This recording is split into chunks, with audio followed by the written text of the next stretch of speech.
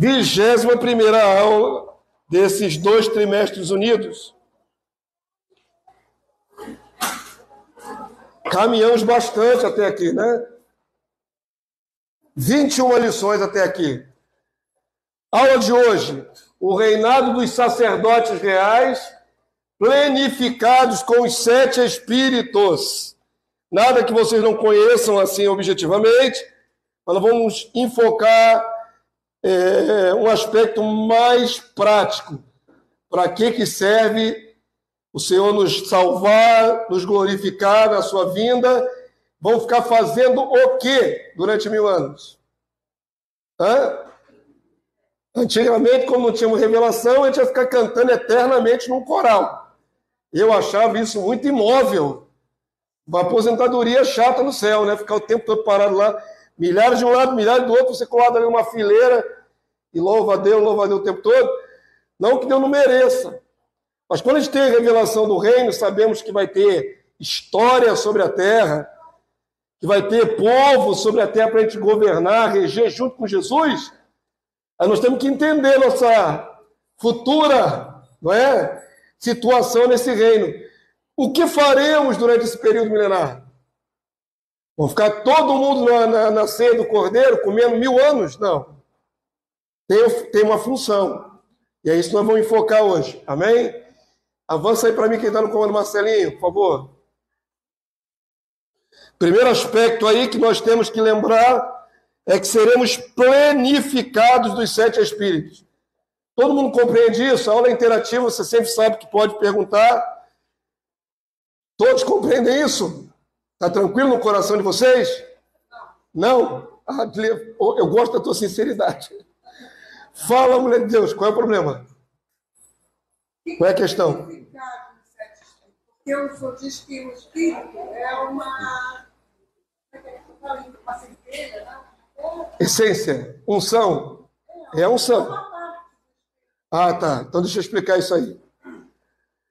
Plenificado dos 7 espíritos. Está vendo aqui o candelabro? O candelabro é o símbolo daquilo que tem lá no céu, diante do trono. Ardem 7 tochas de fogo, que são os 7 espíritos de Deus. Jesus diz em Apocalipse capítulo 3, se eu não me engano, ele diz assim, eu tenho os 7 espíritos de Deus. Então, qual é a plenitude do Espírito de Deus? Os 7 espíritos. Até aí todo mundo chegou, certo? Jesus tem a plenitude. O Pai tem a plenitude. E a igreja tem a plenitude? Não. Paulo fala que nós temos as primícias do Espírito. Entenda isso em nome de Jesus. Temos primícias, tem muito a ver com colheita.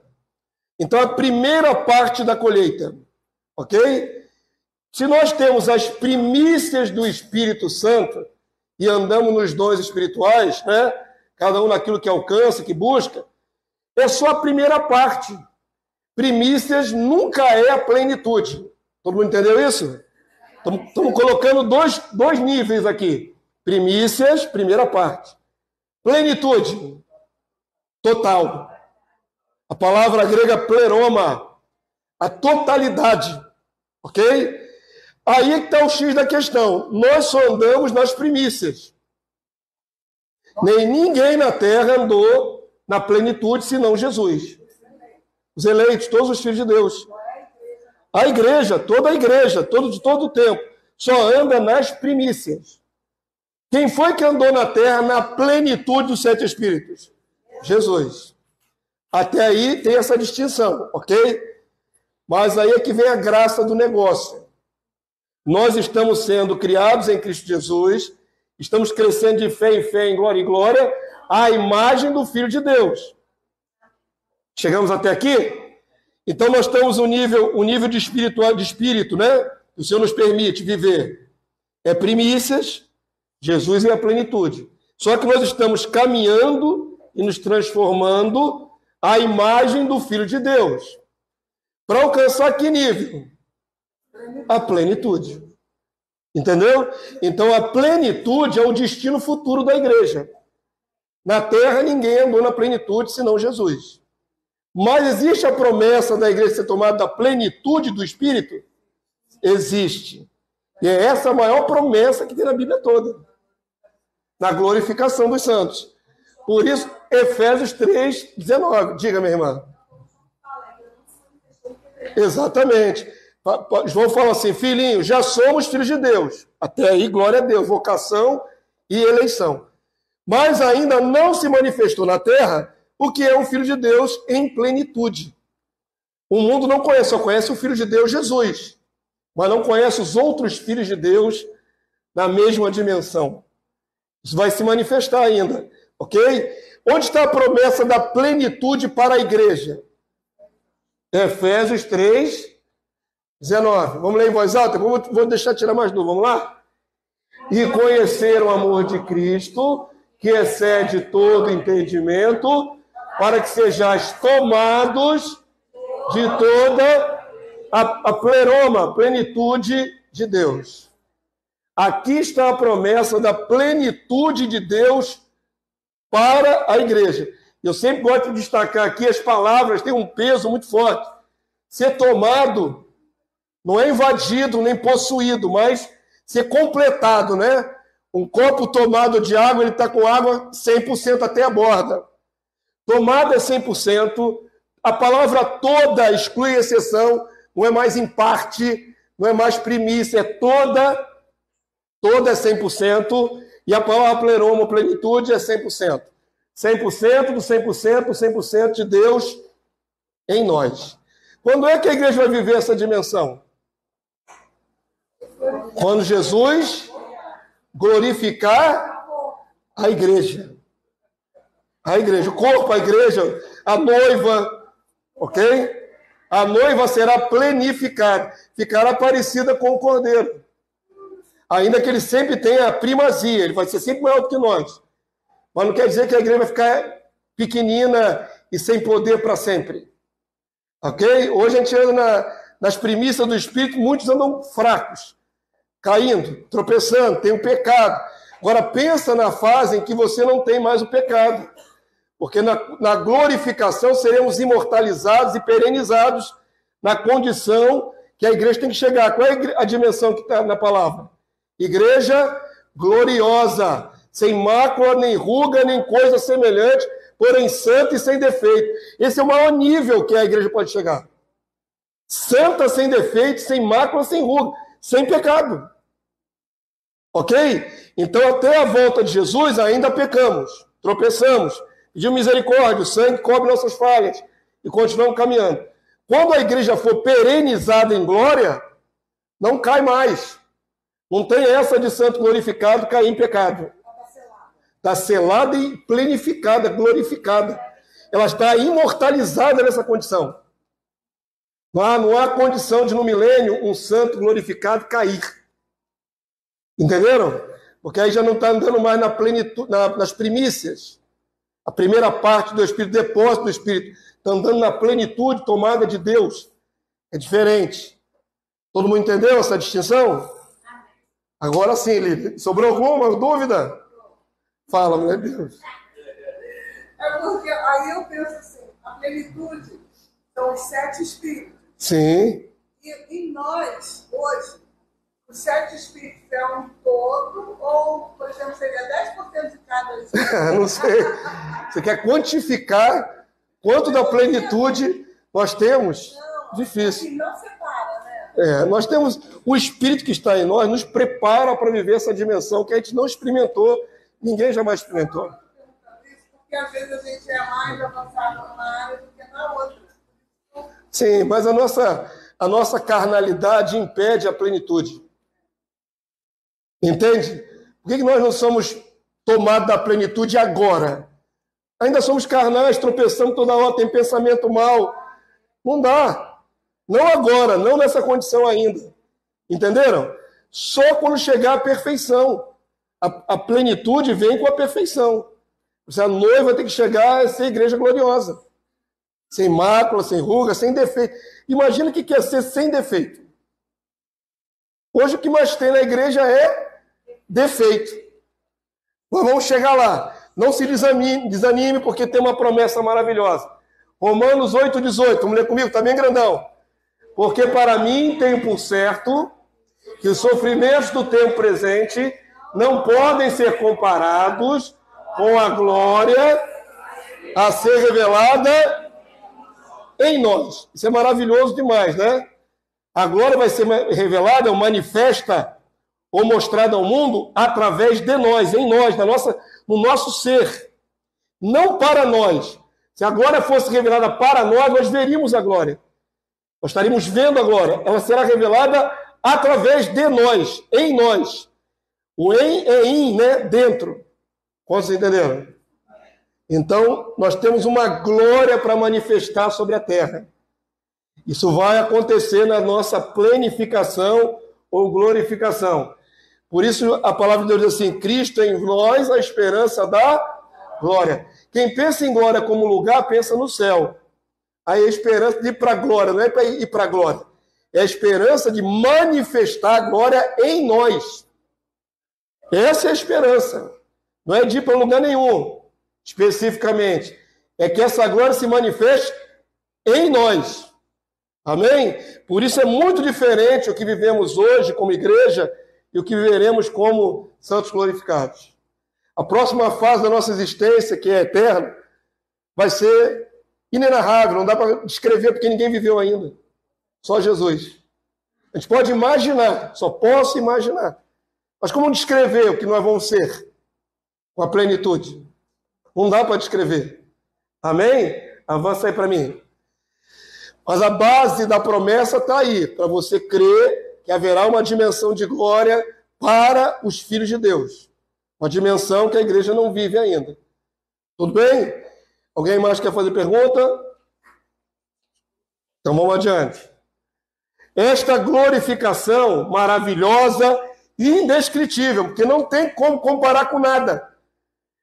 Por si só, já é a maior de todos os prêmios que os santos gozarão na vida eterna. Ser glorificado, imortalizado, vai ser algo extraordinário, né? Além do que eu posso mensurar. Contudo, filhos glorificados, semelhantes ao Rei Jesus, têm uma função bem definida no futuro reino sobre a terra. Serão sacerdotes reais a fim de abençoar as nações no reino. Eu estava comentando antes. Minha expectativa quando não tinha revelação, ir para o céu cantar num lindo coral. E eternamente. Era meio imóvel o negócio. Minha expectativa com a revelação do reino, junto com os santos, governar nações, abençoar os povos. Então, algo bem dinâmico do dia a dia. Imagina no milênio, 1000 anos, a gente exercendo a função sacerdotal para os povos. Começa por aí, irmãos. A maioria dos cristãos sequer imagina que são sacerdotes. O termo sacerdote não é aplicado para a igreja gentia neotestamentária. Quando você pensa em sacerdote na Bíblia, você lembra do quê? O que vem logo de cara na sua mente? Sacerdote. Não, na Bíblia. Quando você lê na Bíblia, sacerdote, você vê o quê? Levita. Sacerdote da tribo de Levi. O sacerdócio da antiga aliança. O sacerdote dos judeus. Não é? De Arão e toda sua descendência até hoje. Então, a gente só pensa no sacerdócio, quando a gente lê na palavra de Deus, da antiga aliança. Só que no livro de Hebreus fala da transposição de um sacerdócio para o outro. Já leram o livro de Hebreus? É maravilhoso. 13 capítulos maravilhosos. O livro curto e cheio de conteúdo é Hebreus. Ali tira, não é, essa cisma. Deixa de ter valor. Olha só o que eu vou falar aqui. O sacerdócio levítico, que era temporário, e entra em vigor um outro sacerdócio eterno, segundo a ordem de Melquisedeque. E há toda uma comparação no livro de Hebreus entre as duas ordens, do qual Jesus, da primeira, não poderia fazer parte, porque Jesus é de Judá, e Judá não tinha sacerdote.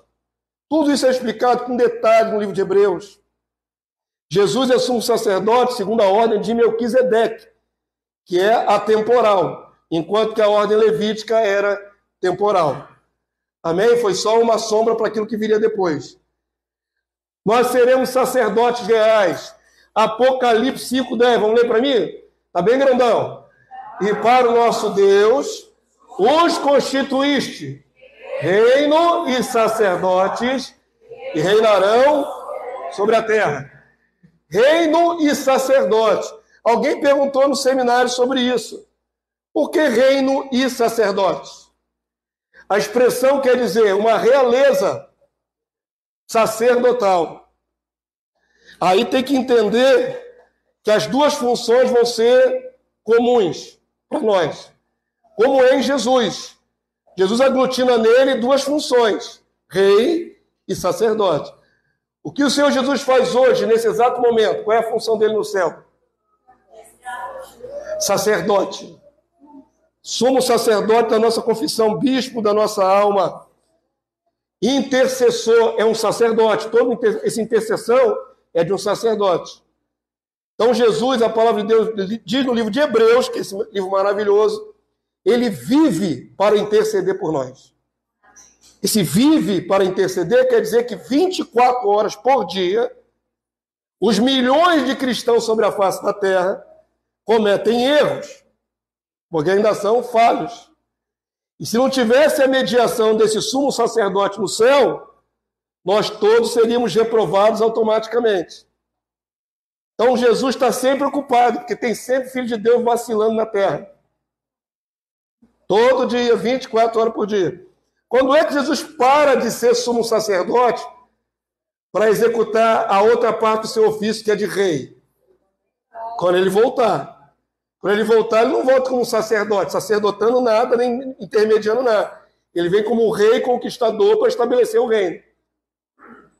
Mas nesses 2000 anos, o que Jesus faz é mediar nossas culpas e interceder por nós. Ok? Então, as duas funções, Jesus é rei e sacerdote. E nós fomos chamados para ser reino, uma realeza sacerdotal. Tem uma tradução de Bíblia que diz bonitinho isso aí. Realeza sacerdotal. Tão bonitinho, tão mais esclarecedor. Se eu não me engano, é a Bíblia de Jerusalém. Ela traduz realeza sacerdotal, em vez de reino sacerdote. Amém? Seremos tudo isso. Vamos lá. Se sabemos que vamos trabalhar, temos que saber o que a gente vai fazer. O ministério sacerdotal dos santos. A igreja atual pouco entende ou aplica para si o conceito de ser um povo sacerdotal, mesmo manifestando apenas as primícias do Espírito, através dos dons. Poucos se autodenominam sacerdotes. Vocês que vêm de outras denominações, meus irmãos, os que estão novos, que estão visitando, é comum na igreja lá fora dizer que um cristão é sacerdote? Por que não? Você sabe por que não, isso acontece assim? Mas a palavra está aí para todo mundo. Não enxerga nem para si mesmo, nem ignorando as nações. Por que um cristão não diz que é sacerdote? Não estuda a palavra, enxerga o reino. Não estuda a palavra, não enxerga o reino. É mais ou menos isso. Mas tem mais uma explicação, irmãos. Tem uma explicação histórica. História. O que aconteceu? Conforme a previsão de Deus, haveria o tempo da apostasia, certo? A igreja começa com consciência de que é sacerdote. A igreja primitiva falava que era sacerdote. Vou mostrar texto para vocês fazendo esse link. A igreja original cria que era sacerdotal. Ok? Onde que perde essa noção? Quando surge a igreja católica romana, no IV século. A igreja romana, católica romana, imperial, ela separou, dentro do povo que era chamado cristão, o clero, os vocacionados para serem sacerdotes. E aí desandou. Porque quando ela separou o clero, esses padres, bispos, passaram a ser os sacerdotes, e quem não era padre, bispo, a ser bispo, qualquer coisa, era chamado de leigo. Povo leigo. Tiraram a palavra da mão do povo leigo, e só quem podia ler a palavra eram os sacerdotes. Olha o estrago. Olha o estrago. A Bíblia fala que nós todos somos chamados para ser sacerdotes. Todos. O que Jesus comprou com seu sangue de toda a tribo, língua, povo e nação, é constituído o reino e sacerdote. Todo aquele que é de Cristo é reino e sacerdote. Vem a igreja católica e diz, não é assim. Uma parte é vocacionar para sacerdote, o restante é povo leigo. Irmãos, causou um estrago terrível. Que fez o povo que é leigo ser dependente de uma minoria que seriam os sacerdotes. Esse conceito durou séculos, até vir a Reforma Protestante, século XVI. Do século IV ao século XVI, 1.200 anos era assim. Muito tempo. Já cristalizou, sedimentou o conceito no coração da humanidade. Quando Lutero, que era um sacerdote romano, né? Ele era padre romano, se insurge contra Roma, ele também vai fazer uma transposição do que ele sabia ser sacerdócio para a igreja dele, a igreja luterana. E no meio cristão evangélico acabou perdurando a ideia de que o sacerdote da igreja local, é o pastor, é o bispo. Não é assim no meio de nós também?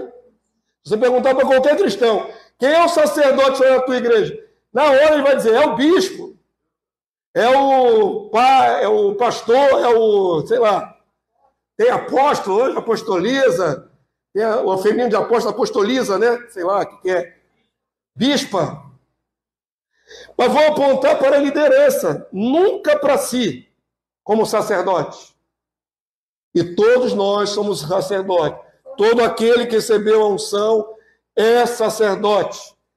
Na antiga aliança, 3 tipos de pessoas recebiam óleo sobre a cabeça: os reis, os profetas e os sacerdotes. E nós fomos ungidos com o Espírito de Cristo, todos nós. Todo cristão é ungido. Todo cristão é ungido. Se não tem a unção, não é de Cristo. Se alguém não tem o Espírito do Senhor, então não é dele. Pronto. Se você é do Senhor, você é ungido. Outra coisa difícil do crente dizer, eu sou ungido. Mas você é ungido. Paulo diz, quem nos ungiu foi Deus. Está escrito na sua Bíblia. Quem nos ungiu foi Deus. Então preste atenção. Todos somos ungidos e por termos a unção sacerdotal, todos participamos do sacerdócio, mesmo nas primícias. Por isso o Senhor espera muito da igreja que manifeste para o mundo que nós somos os mediadores entre Deus e os homens. O que é um sacerdote tecnicamente dizendo? Estritamente na palavra sacerdote, mediador. O diabo tem sacerdotes? Tem.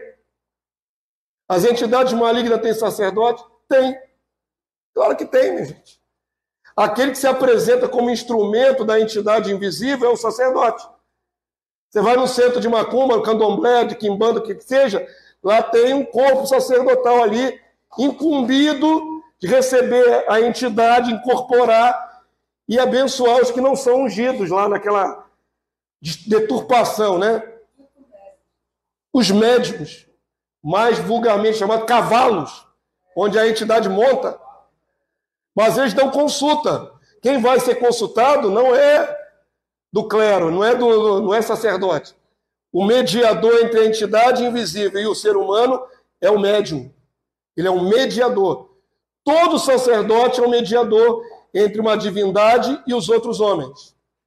Nós somos sacerdotes porque somos mediador entre Deus, Jesus e a humanidade. Nós representamos Jesus e o Pai para a humanidade. Quantos entenderam esse conceito? Você é sacerdote. Queira, não queira, aceite ou não aceite. Então você tem que excluir algumas palavras da Bíblia a nosso respeito. Mas quando foi no concílio,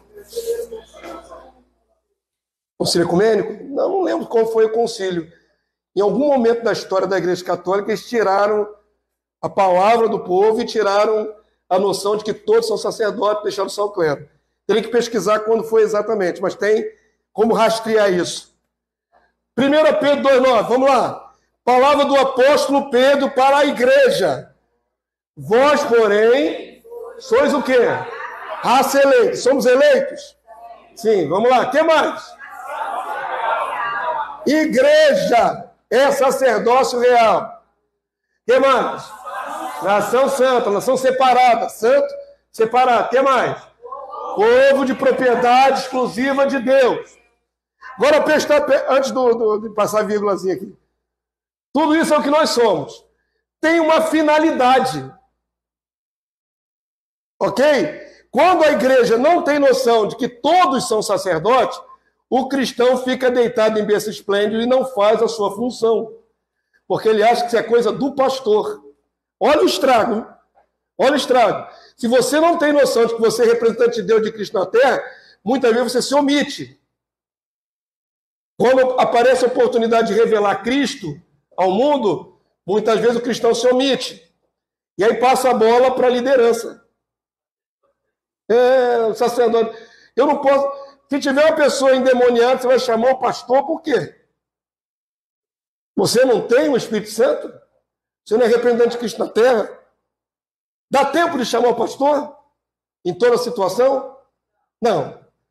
Se a pessoa tem a noção de que ela é ungida pelo Espírito Santo e que é um sacerdote real, ela não vai chamar a liderança, ela vai fazer, vai executar.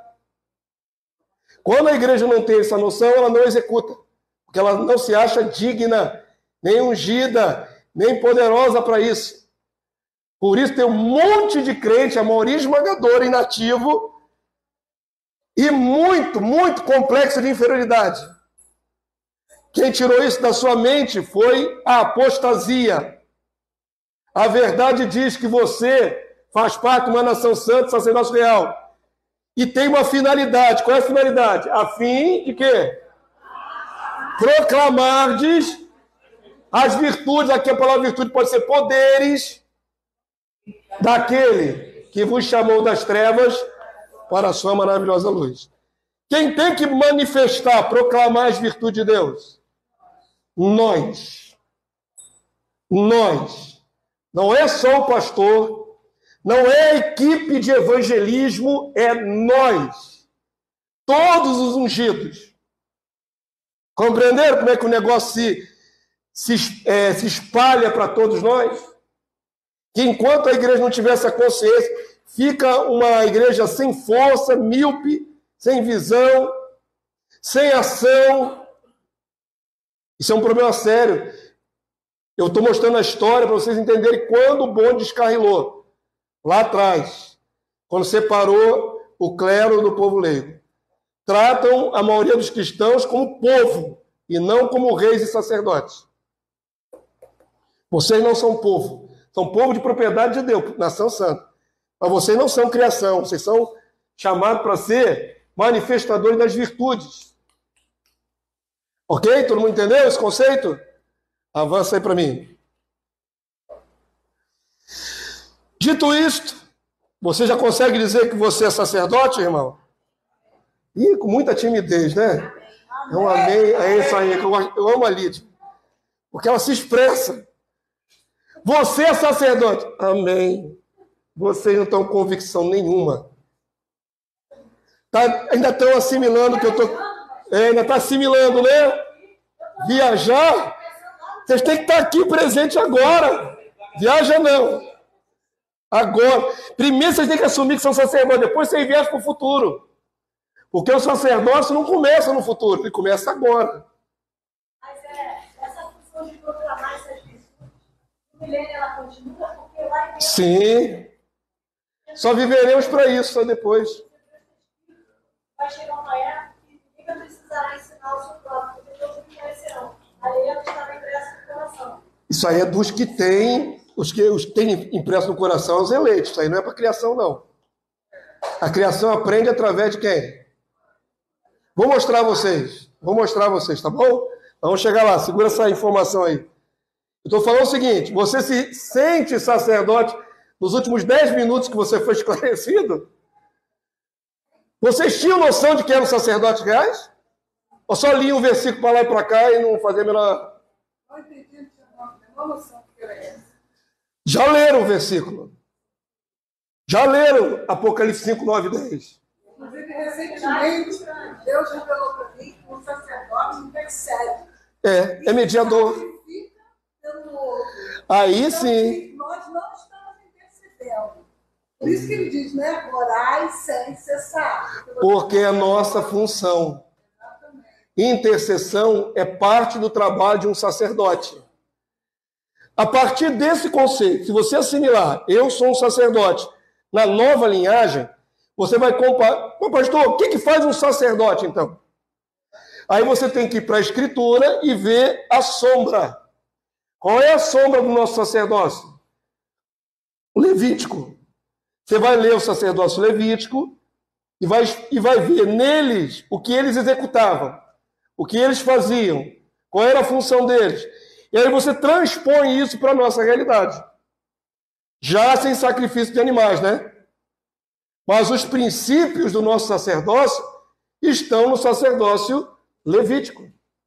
O que eles faziam, nós também temos que fazer. O sacerdote, ou sumo sacerdote, intercedia por toda a nação, nós também somos intercessores. Nós estamos vivendo agora a época do Yom Kippur, o dia do perdão lá em Israel. Uma vez por ano, o sumo sacerdote entrava no Santíssimo Lugar e expiava o pecado do povo. Isso antes de Jesus, né? Então, antes de Jesus, o método expiatório era esse. O sumo sacerdote só entrava uma única vez por ano, além do véu, no Santíssimo Lugar.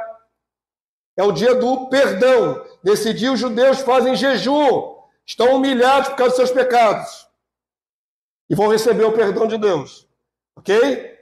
Então, o sacerdote, ele é o mediador entre Deus e os demais homens. Não é isso que ele faz, o sacerdote? Então, pode aplicar esse conceito para nós. O que nós somos? Mediadores entre Deus e os demais homens. O mundo não pode ver Jesus. Nem nós vemos literalmente. Mas você não pode passar a bola para o mundo. Procura Jesus. Busca Jesus. Como é que vai buscar Jesus se não tem o Espírito Santo? Tem um jargão no meio evangélico muito hipócrita que diz assim: não olha para mim não, olha para Jesus. Como? Como? Me mostra como. E aquela pessoa que não tem Espírito, não tem fé, vai olhar para Jesus. Não olha para mim não, pelo contrário, olha para mim, porque eu sou representante de Jesus aqui na Terra. Eu pelo menos tenho que ser, eu tenho que me esforçar para ser. Entenderam? Não adianta se esconder da responsabilidade e mandar o incrédulo olhar para o céu.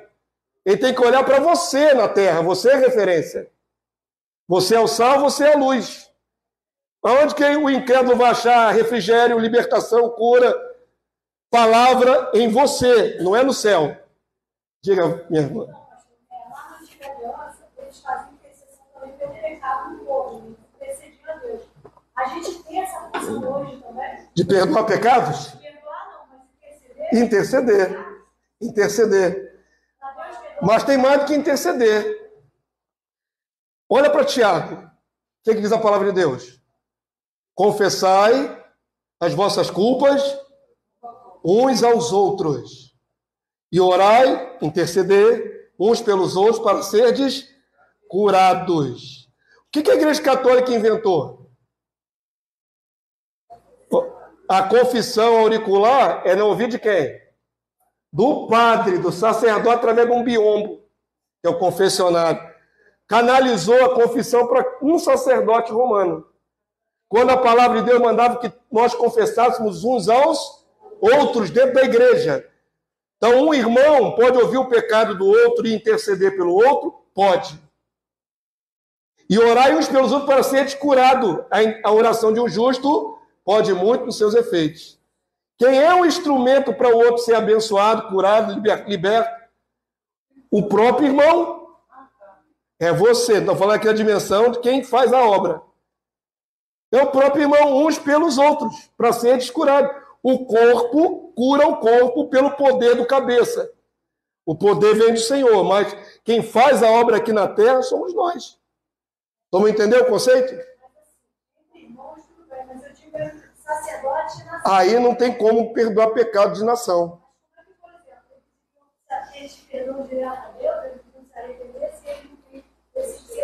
É por isso que nós pegamos o evangelho, né? Eles não têm discernimento. Como é que você vai perdoar o pecado dos outros? Tem um erro comum. É para Deus perdoar. Para a criação é Deus que trata.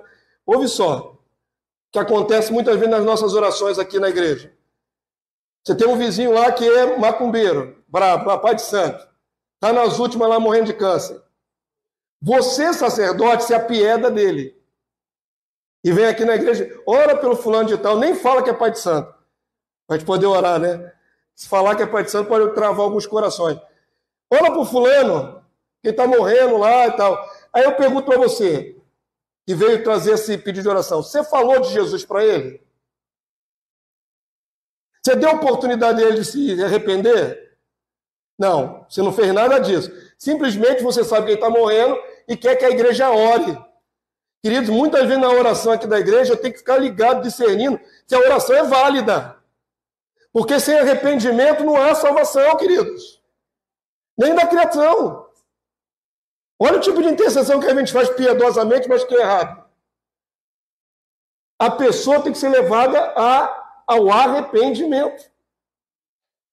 A pessoa está dura de pedra contra Deus. E você que é piedoso quer que ela se salve. Como é que Deus vai salvá-la se você nem sequer pregou para ela? Só pela oração? Entenderam? A pessoa está com os dentes arreganhados, dizendo não creio em Deus. Não adianta a nossa oração.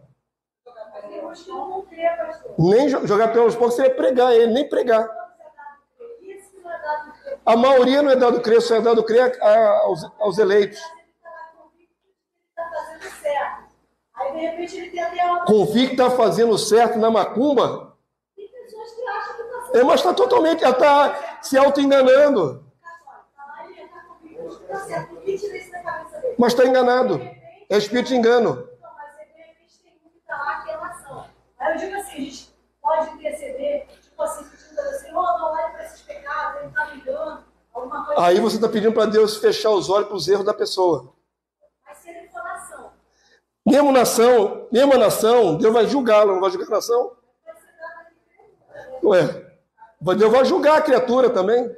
Não vai julgar a criatura por suas obras? Cada um por suas obras? Cuidado para você não ficar intercedendo por aquele que Deus não vai fazer mais nada.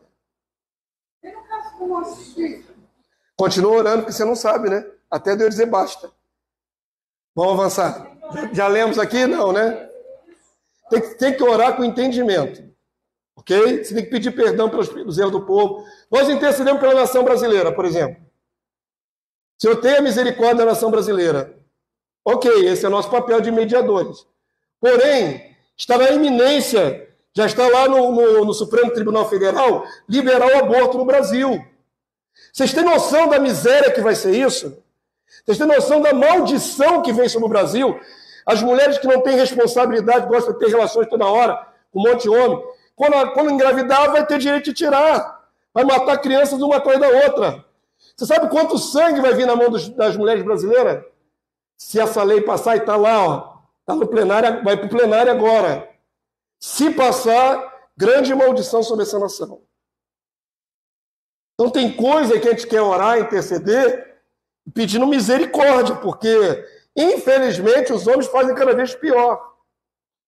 Esse governo vai estabelecer a liberação do aborto. Já está em curso. Já está em curso. Vamos ver. Na Argentina, né? Liberou o aborto.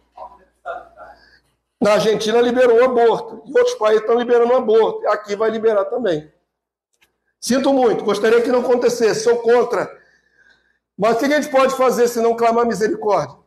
Mas quando vier juízo sobre essa nação, é justo o juízo de Deus? É justo. Isso é uma realidade, tá? Está lá no Congresso. Mas segundo as nossas orações, pedindo ao Senhor pela misericórdia, que eu acabo, eu oro, eu já falei eu oro pelos traficantes, Sim. eu oro pelos cristianos, eu oro pelos, mas não pela salvação de dieta, porque eu sei que a salvação é uma confissão Mediante a pregação. E o Senhor tem misericórdia, porque a mensagem é levada até ele. O bem é levado até ele. E quando a gente vê, por exemplo, uma guerra que está ali, nessas comunidades, ali na Praça Seca, ali no Jordão, aqui mesmo, nossa, ali no Deus perto, na cidade de Deus, então quando eu clamo ao Senhor, porque ali está aquele que serve o Senhor, e está ali pregando a mensagem. Então, quando nós clamamos pelo pecado da nação, é exatamente isso para que o Senhor possa atuar através do Espírito, para que alguém possa chegar até ele e conhecer a bondade do Senhor, para que leve conhecimento dessa verdade. Então, sempre será através da igreja. E outra coisa, está se levantando, não vou dizer quem é quem, entendeu? Mas está se levantando, está fazendo um plebiscito para que o povo possa dizer sim ou não a favor ou contra o acordo. Então, Tomara que haja medidas contrárias. Tem pessoas lá que são servos do Senhor e que estão abrindo a boca. Então, por isso, tem que orar. Eu sei, eu não falei que não orasse. Eu falei que a realidade que nos espreme agora é maligna. Não é isso? Lógico que a realidade que o governo que está sobre nós é maligno. Vai liberar o aborto, vai liberar o uso da maconha, vai liberar criança de menos de 14 anos fazendo conversão de sexo pelo SUS. Pastor, e eles estão querendo se colocar dentro do conselho tutelar. Eles aproveitam que o conselho tutelar você não é obrigado a votar. Então, o público LGBT, QI, etc, está tentando se infiltrar para ser conselheiro tutelar. Então, Responder pelas nossas. aí vai ser o caos. Mas nós podemos orar, né? Se meu povo, que se chama pelo meu nome, se humilhar e orar, e se converter dos seus maus caminhos, porque tem a questão de Deus ouvir, mas tem que estar santo. Não é isso? Aí Deus ouve a oração. Temos que orar. Eu não falei que não temos que orar. Eu dei o exemplo da pessoa que não crê e você crê que ela vai ser salva. Como é que você garante se ela vai ser salva? Orar, sim, mas tem que ter pregação mediante arrependimento. Orar para que ela se arrependa. Vamos voltar para cá? Se eu der a oportunidade, cada um vai colocar um exemplo. Só que a aula é maior do que você imagina. Então vamos lá, vamos voltar para cá, focar aqui. Eu falei que, para você entender o que é um sacerdote, você olha para a antiga aliança. Não é isso? O que eles faziam, nós podemos imitar, porque essa é a nossa vocação. Deuteronômio 10:8. Vamos lá, igreja? Leia comigo. Por esse mesmo tempo, o Senhor separou a tribo de Levi para levar a arca da aliança do Senhor, para estar diante do Senhor, para o servir e para quê? Abençoar em seu nome até o dia de hoje. Levar a arca da aliança não podemos. Não tem como levar. Nós somos portadores da unção. Uma realidade espiritual diferente. Estar diante do Senhor, o que significa? Na busca, quebrantado, em oração. Os levitas só faziam isso diariamente, eles não tinham outra função. Eles não iam para a lavoura para fazer nem plantio, nem tratar de gado. Ficavam ali na presença do Senhor. Se nós trabalhamos fora, muita gente trabalha fora, mas pode continuar na presença do Senhor, amém? E que mais? Servir ao Senhor. E para quê, irmãos? Abençoar em o nome do Senhor. Você pode abençoar em o nome do Senhor? Pode. Aí sim, voltado para a criatura. Você pode liberar palavras sobre as pessoas. Ok? Você tem o hábito de dizer assim, Deus te abençoe, não é isso? É uma imprecação de bênção da parte de Deus. E se a pessoa não for digna? Tem esse conceito na Bíblia? Tem, ué. Tem tudo na Bíblia, irmão. Jesus mandou os apóstolos irem de 2 em 2 nas casas. A casa que fosse digna, fique a sua paz sobre aquela casa. Eu tenho esse costume, quando vou a primeira vez na casa de um dos irmãos, vocês me convidam, eu solto essa frase assim, paz seja sobre esse lar. Já viram falar isso? Quando eu chego na casa de vocês? Eu estou ali liberando uma palavra de bênção na sua casa. Isso não é uma frase de costumeira, é uma palavra de bênção. Paz seja sobre essa casa, sobre esse lar. Isso é uma ministração. A palavra de Deus diz, se a pessoa for digna, aquela paz fica. Mas se ela não for digna, a paz retorna para quem ministrou. Olha só o conceito. Entenderam? Pode ser que a pessoa não seja digna, ela não recebe essa bênção da paz. Mas nós entramos nas casas proferindo paz, Quantos entenderam? Esse papel de sacerdote. Eu sei que a palavra de Deus diz assim, o bispo, o líder, tem que ser exemplo dos fiéis. Eu estou ensinando a você. Chegou na casa de alguém, libera uma palavrinha de bênção sobre aquela casa. Se for oprimida, não vai acontecer nada e você continua com a sua parte. Essa casa sempre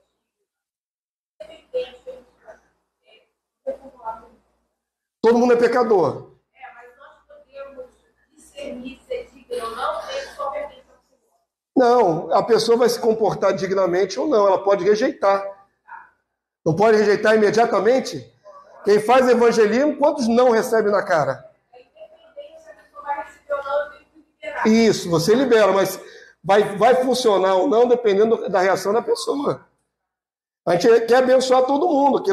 A tendência do sacerdote é querer abençoar todo mundo.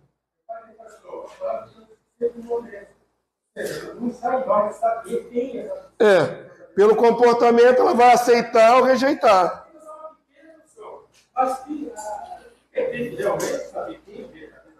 É Deus. Mas a tua parte é tentar liberar a palavra de bênção sobre a vida da criatura. A gente não amaldiçoa, não. Nunca. Nós não amaldiçoamos. Na nova aliança não tem isso. Na antiga aliança tinha. Josué amaldiçoou a cidade lá de Jericó. Josué amaldiçoou a cidade de Jericó. Quem tentasse erguer a cidade, o filho morreria de certa forma. Anos depois, o cara foi tentar erguer a cidade e o filho dele morreu. A maldição de Josué se consumou. Isso é na antiga aliança. Mas na nova aliança diz, não amaldiçoeis. Amai o seu inimigo. O conceito é muito mais profundo. Orai por ele. Aí nós estamos aí numa outra dimensão, né? Deuteronômio 10:8, irmão. Vamos lá. Para a gente não descambar a aula com a salvação. A aula não é sobre salvação, é sobre sacerdócio. Já lemos? Abençoar o nome do Senhor. Vamos lá. A igreja primitiva tinha noção de que era sacerdotal? Tinha. Todo esse trimestre nós estamos amarrando aquilo que entendemos da palavra com aquilo que a igreja primitiva entendeu. Então nós estamos bastante seguros. Estamos falando a mesma linguagem que a igreja do começo. Esse aqui é Justino Marte, o famoso Justino Marte. Num diálogo com o judeu Trifão. Trifão é o judeu que estava fazendo essa carta com ele, essa conversa com ele aí. Ano 150. Quem quiser ler, não é texto canônico, quem quiser ler, vamos lá? E abrasados pelas palavras do seu chamamento, somos o quê? A verdadeira raça de sumo sacerdote de Deus, como o próprio Deus o atesta, dizendo que em todo lugar, nas nações, nós lhe oferecemos sacrifícios agradáveis e puros. Ora, Deus não aceita sacrifícios de qualquer um, a não ser dos seus sacerdotes. O legal dessa afirmativa do bispo Justino é que ele diz em todo lugar. Lembra, o sacerdócio da antiga aliança era centrado em Israel, mais precisamente no templo de Jerusalém. Agora o cristianismo está no mundo inteiro, no século II. E em todo lugar Deus está aceitando as intercessões, orações, as ações de graça. Então ele aplica esse conceito. Logo, todos os cristãos de todos os lugares são sacerdotes. É a raça de sacerdotes. Quantos entenderam? Não é bonito isso? A igreja antiga entendia que todos são sacerdotes. Todos os cristãos são sacerdotes. A igreja moderna perdeu esse conceito. Só tem um detalhe que eu tenho que ponderar sobre as palavras de Justino, que eu acho que ele exagerou um pouco. O bispo Justino, confrontando o judeu Trifão, usa um superlativo. Raça de sumo sacerdote. Ele não usa sacerdote, ele usa sumo. E sumo sacerdote é só Jesus. Ele deu uma exagerada aí. Ok? Não é que o conceito esteja completamente errado. Não sei em que sentido ele pensou isso. Mas sumo sacerdote é Jesus. Pois vê que cada cristão é aceito nos santos dos santos. O que só era permitido na lei ao sumo sacerdote no Yom Kippur. Uma vez por ano no Yom Kippur. Quem entrava além do véu uma vez por ano? Sumo sacerdote. Quem entra além do véu a hora que precisar? Nós. Eu acho que foi isso que ele fez a ligação. Nós não somos o sumo sacerdote, que é Jesus. Mas só o sumo sacerdote vai além do véu. E todos nós vamos além do véu, irmãos. Quando entramos na presença do Senhor, ele fez um paralelo ali, né? Acabou criando uma frase, raça de sumos sacerdotes. Mas eu acho que ali é só um neologismo, mas englobou, né, todas as coisas. Seria tipo assim, pastor, Jesus é o nosso sumo sacerdote, a gente seria sumo sacerdote das nações? Será que ele pensou assim? Não, eu acho que ele pensou mais... Ele é muito específico falar que vai, não é? Entra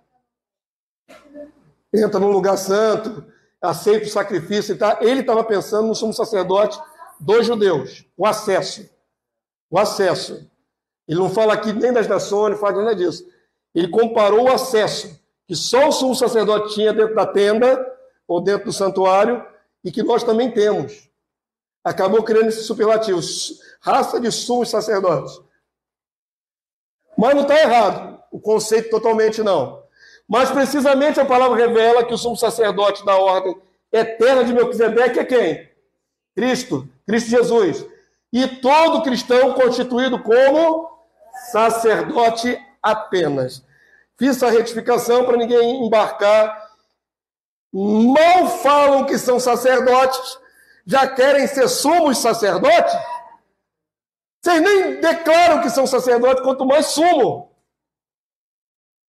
Avança aí para mim. Sumo sacerdote é Jesus. Hebreus 6, 19 e Apocalipse 1, 6. Texto canônico para vocês lerem em voz alta. Vamos lá? A qual temos por âncora da alma, segura e firme, que penetra onde?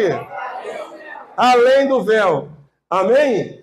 Onde Jesus, como precursor, entrou por nós, tendo se tornado sumo sacerdote para sempre, segundo a ordem de Melquisedeque. Quem é o sumo sacerdote? Jesus, para sempre. Amém? Ainda que, como eu falei, quando ele vier, ele desce como rei, para conquistar a terra. Mas ele é sumo sacerdote para sempre. As duas funções estão nele. Amém? E nós entramos além do véu, irmão. Olha a bênção aí. Quando um cristão ora lá na sua casa, de joelho, na sua intimidade com Deus ali, a oração dele está sendo penetrante além do véu. Entenda isso. Quando aquele véu se rasgou no santuário, no terremoto, pós-morte de Jesus, era a simbologia de que agora o acesso estava aberto. Ninguém podia passar além do véu. Ninguém. Aí Deus faz aquele mover todo, abala a cidade de Jerusalém, o templo, e aí rasga de alto a baixo, mostrando que não foi nenhum homem que pegou de baixo para cima e rasgou. Foi de cima para baixo, mostrando que foi a ação de Deus. É uma simbologia clara dessa abertura que nos permite entrar no santo lugar. Entenda isso, você vai num lugar que ninguém antes podia ir. Todo mundo falava com Deus na terra, mas você vai mais profundo. Você vai num lugar mais santo. Amém? Isso foi facultado à igreja dos sumos sacerdotes. Ou melhor, retificar aqui, conceitos são importantes. 2 sacerdotes. Eu acabei contaminado por Justino. Vamos lá. Apocalipse 1,6, igreja. E nos constituiu reino, vírgula. Aqui tem uma vírgula. Você não respeita a vírgula, não? É pausa. Vírgula é para separar as coisas. E nos constituiu o quê? Reino, vírgula. Isso é um conceito. Depois da vírgula, qual é o outro conceito? Sacerdotes para o seu Deus e Pai. A ele a glória e o domínio pelos séculos dos séculos. Amém! Tem uma exclamação aqui. Amém! Bem alto. Nos constituiu o reino, até aí todo mundo sabe. E que mais nós somos? Sacerdotes para o seu Deus e Pai. Assume de uma vez que você é sacerdote, em nome de Jesus. Amém? É a palavra que diz, não sou eu, não é a minha visão, é a palavra. Avança aí para mim. Assumir é praticar. Assumir não é só um título. Fé sem obras é morta. Bispo Irineu de Lyon não só exaltava Jesus como sumo sacerdote, por sua função entre os homens, como também entendeu que o sacerdócio se estendeu à igreja. Vamos ver o nosso querido Bispo Irineu de Lyon, o mais profundo teólogo da igreja primitiva, depois de Paulo. Vamos lá? Por isso o Senhor repreendia os que injustamente o acusavam de operar curas em dia de sábado. Ele não abolia a lei, mas antes a cumpria, assumindo o ofício de sumo sacerdote. Deve ser tornando, está mal escrito ali. Tornando Deus propício aos homens, purificando os leprosos, sarando os doentes e finalmente morrendo ele próprio, para que o homem desterrado saísse da condenação e voltasse sem temor à sua herança. Por isso o Senhor disse que acusavam os discípulos, que esmagavam as espigas para comer. Não leste o que fez Davi quando teve fome, como entrou na casa de Deus, comeu os pães da proposição e deu aos que estavam com ele, quando era permitido só aos sacerdotes comê-lo? Com essas palavras da lei, defendia os seus discípulos e deixava entender que era permitido aos sacerdotes agir livremente. Ora, Davi era sacerdote aos olhos de Deus. Isso que está afirmando é Irineu, tá, irmãos? Mesmo perseguido por Saul, porque todo rei justo possui um ofício sacerdotal. Todos os discípulos do Senhor são sacerdotes. Eles que aqui não têm nem campos, nem casa, nem herança, mas servem sempre ao altar de Deus. Com essa passagem, Jesus defendendo os discípulos, dia de sábado não podia fazer trabalho, servil nenhum. O discípulo estava com fome. Viram o milharal, irmão, caíram dentro do milharal, começaram a debulhar as espigas e comer. Os fariseus apontaram, estão trabalhando no sábado. Proibido. Cartão vermelho nos seus discípulos. Jesus defendeu, não. Vocês não viram, está escrito na palavra, que Davi também comeu o pão da proposição dos sacerdotes. E Davi é da tribo de Judá, não tinha direito a comer o pão da proposição. Aí Jesus aplica isso para os seus.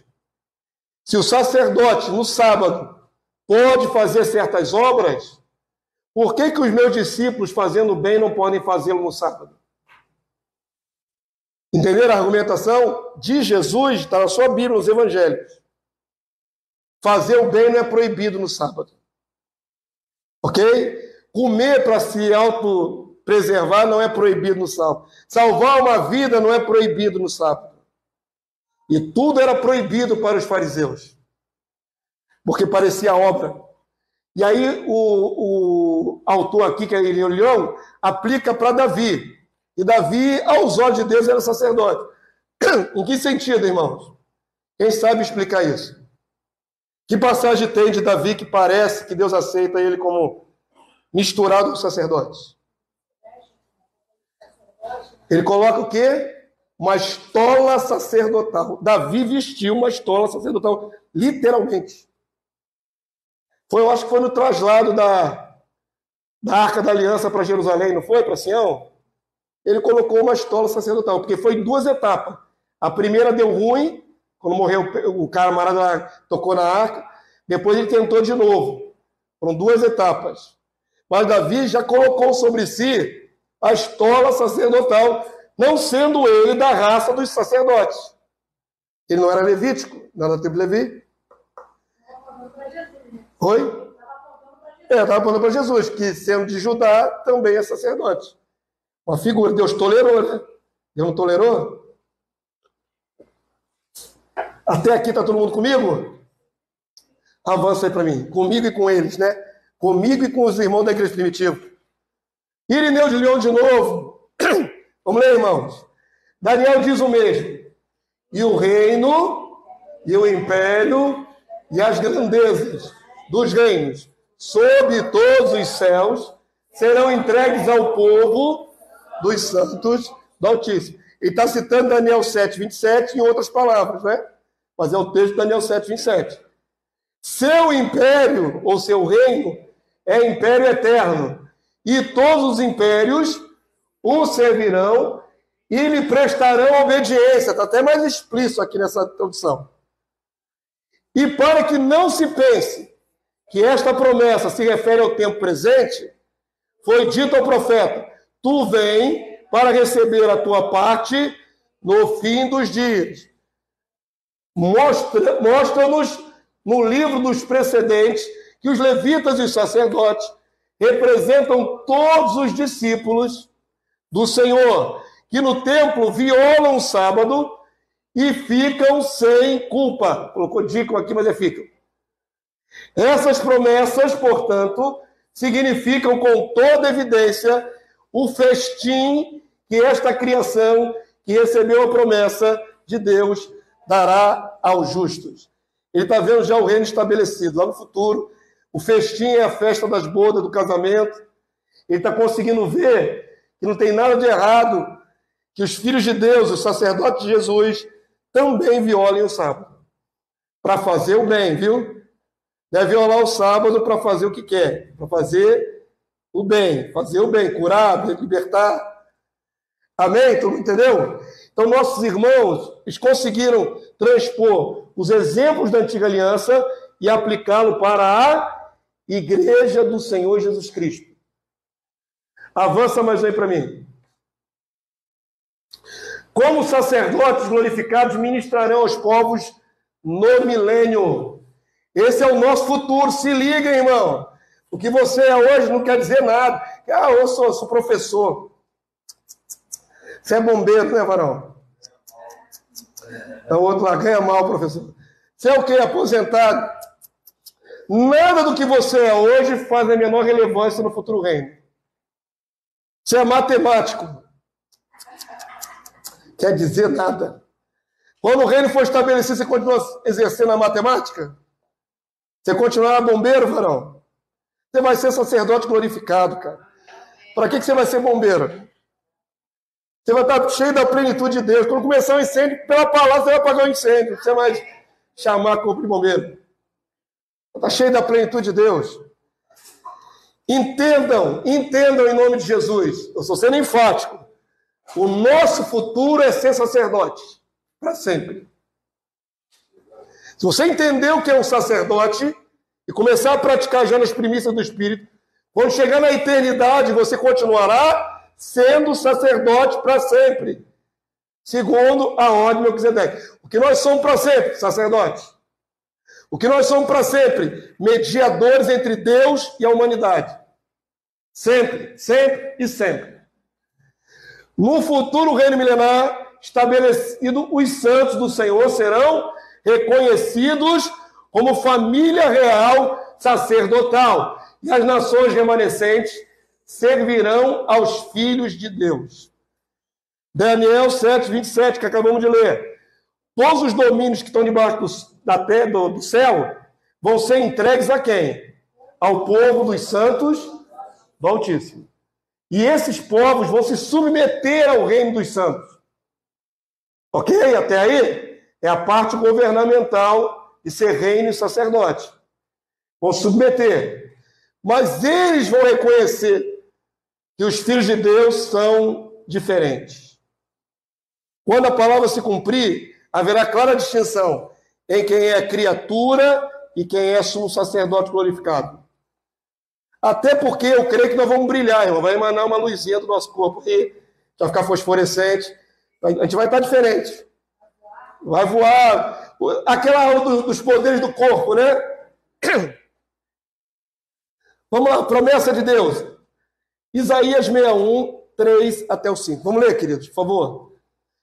E a pôr sobre os que em Sião estão, de luto, uma coroa ao invés de cinza.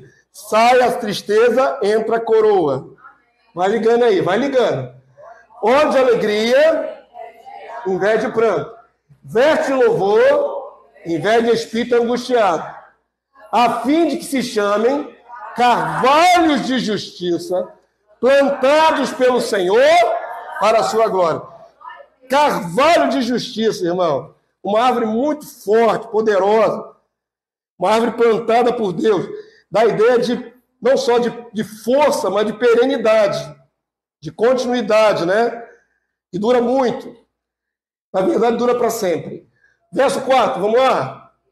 Edificarão os lugares antigamente assolados, restaurarão os de antes destruídos e renovarão as cidades arruinadas. Como é que vai estar o reino quando Jesus descer do céu? Muito arruinado. Aqueles terremotos gigantes, aquele último terremoto que vai ser o maior de todos na face da terra, vai ter muita coisa destruída. Mas vai ser tudo restaurado. A promessa aqui é de restauração das estruturas que estão na terra. Destruídas de geração em geração. Verso 5, igreja, vamos lá? Estranhos se apresentarão e apacentarão vossos rebanhos. Estrangeiros serão os vossos lavradores e os vossos vinhateiros. Vê se tu consegue entender. Vê se tu consegue entender. Daqui que está estranho, está nada estranho. Nós somos o quê? A raça eleita, glorificados. Vai pegar na enxada para plantar e colher, irmão? Não quero não, não vai não, irmão. Pela palavra de Deus a gente não vai não. Porque esses das nações são os estranhos e estrangeiros. Eles farão o trabalho braçal de colheita, de plantio. Os santos não pegam mais enxada, são os glorificados, são a família real de Deus. Não vai fazer nenhum trabalho servil. Aqui está separando duas classes de seres humanos aqui, irmão. Avança aí, isso aqui é o futuro, milênio. Leia comigo, por favor, para a gente compreender. São textos que a gente nem estuda no seminário, hein? Vamos aprender aqui direitinho, vamos lá? Mas vós sereis chamados de quê? Sacerdotes de Yahvé, de Deus. E vos chamarão ministros do nosso Deus. Comereis as riquezas das nações e na sua glória vos gloriareis. A gente vai comer ouro, prata e bronze, irmão. Não é isso que a palavra está dizendo. Eles tributarão para a realeza. O conceito de reino é assim. Aqueles que são da realeza estão nessa casta aqui, e os que são povo ou súdito do reino tributam a realeza. Compreendem isso? Verso 7. Em lugar da vossa vergonha, tereis dupla honra. Em lugar da afronta, exultareis na vossa herança. Por isso, na vossa terra, possuireis o dobro e tereis perpétua alegria. Esses aqui são os glorificados. Verso 8. Espera aí, mulher de Deus, deixa eu completar, cabe. Verso 8, você entra. Vamos lá, verso 8. Porque eu, Senhor, amo o juízo e odeio a iniquidade do roubo. Dar-lhes-ei fielmente a sua recompensa, e com eles farei aliança eterna. A sua posteridade será conhecida entre as nações, os seus descendentes no meio dos povos. Todos quantos os virem, os reconhecerão como o quê? Família bendita do Senhor. No Novo Testamento diz, nós que não éramos nem povo, agora somos família de Deus. Há uma distinção. Os que reconhecem a família santa são aqueles que não são parte da família santa. Entenderam? Então haverá duas castas de seres humanos no milênio. Os sacerdotes, família bendita do Senhor, que serão reconhecidos como ministros. Pigarro. É só um pigarro. Como ministros e como sacerdotes. Amém? E a outra casta vai pegar na enxada para fazer o trabalho braçal. Diga, minha irmã. Posteridade. Posteridade será conhecida como seus descendentes. Posteridade e descendentes. É, uma pergunta extremamente profunda que você está me fazendo. Eu tive para falar exatamente sobre isso, porque ali fala sobre propriedade. Nós teremos propriedade, ou a nossa família... Vamos lá, isso abre um leque tão grande, irmão. Vamos lá, vamos tentar resumir. A palavra originalmente é dirigida a quem? Na Antiga Aliança? Nação de Israel. certo? Então, muitas das palavras proféticas estão focadas em Israel. Aqui a palavra ainda continua focada em Israel. Nós nos embutimos porque sabemos que formamos agora um só povo. Exatamente. Nós sabemos que agora somos um só povo. O muro da separação já caiu. Em Cristo não tem, né? Não tem nenhum nem outro, tudo um só povo. Mas a palavra profética focava em qual grupo naquela especificamente? Em Israel. Lembra daquilo que eu falei sobre o levirato, de fazer filho na cunhada, por causa da herança? Tem tudo a ver com o que está sendo dito ali. Existem pessoas em Israel que morreram, mas Deus prometeu dar a ele aquela terra em possessão. Quando aquele cidadão glorificado se ressuscitar, ele tem direito à terra. Ou não tem? As promessas de Deus se invalidam, elas acabam. Então preste atenção, muitos em Israel vão assumir terra naquela localidade. Muitos. Se nós, a igreja gentil, também vamos assumir terra, aí tem que pesquisar um pouquinho mais nos textos proféticos. Ok? Mas prioritariamente Deus tem promessas para o Israel. Okay? Entenderam? Se resumir muito rápido. Para aprofundar isso tem que abrir muito mais texto. Tem que pesquisar mais. Mas o conceito é esse. Vai ter gente recebendo posse. Por exemplo, nós lemos em Daniel capítulo 12, foi mencionado aqui, que Daniel vai se levantar para tomar posse da sua parte. O que é a parte de Daniel? Terra. Vai tomar posse da sua herança.